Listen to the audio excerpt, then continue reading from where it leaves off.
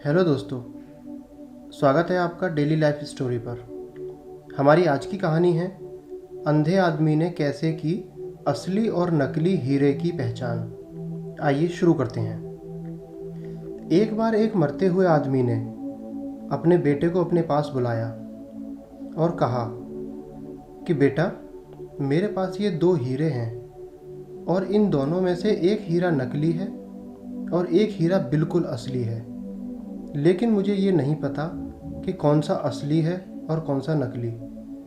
इसलिए तुम मेरे मरने के बाद इसका पता लगा लेना, फिर तुम बहुत अमीर हो जाओगे।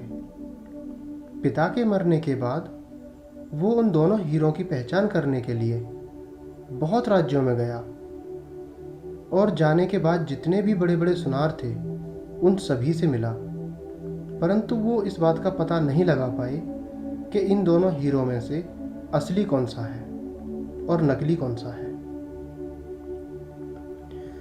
उसके बाद वो अपने राज्य के राजा के पास गया और अपनी पूरी समस्या राजा को बताई।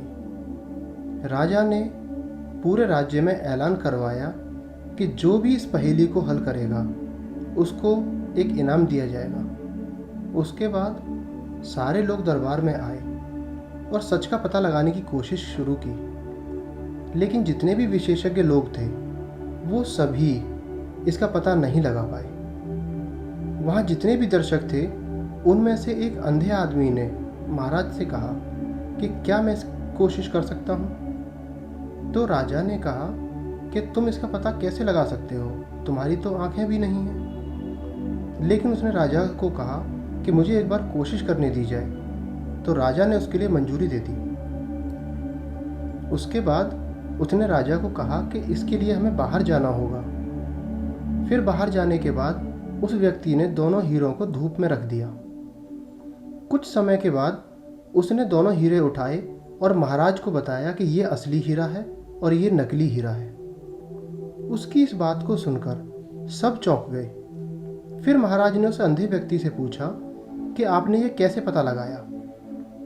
उस अंधे व्यक्ति ने कहा, हे महाराज, जो हीरा इतनी कड़ी धूप में भी शीतल यानी ठंडा बना रहा वो असली हीरा है, और जो हीरा इस कड़ी धूप में आग की तरह गर्म हो गया वो पत्थर है, मतलब नकली हीरा है।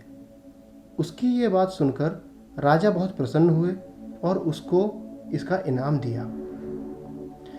मोरल, इस कहानी से शिक्षा, ये कहानी हमें सिखाती है कि जो मनुष्य शांत स्वभाव का होता है वो ही असली हीरा होता है, और जो मनुष्य सदैव दूसरों पर क्रोध करता है वो एक पत्थर के समान होता है। इसलिए आपको सदैव हीरा बनने का प्रयास करना चाहिए, न कि पत्थर। धन्यवाद दोस्तों। अगर आपको हमारी ये कहानी अच्छी लगी हो तो कृपया इसे लाइक करें, शेयर करें और हमारे चैनल को सब्सक्राइब करें। मिलते हैं आपसे बहुत जल्दी दूसरी कहानी के साथ। Thank you.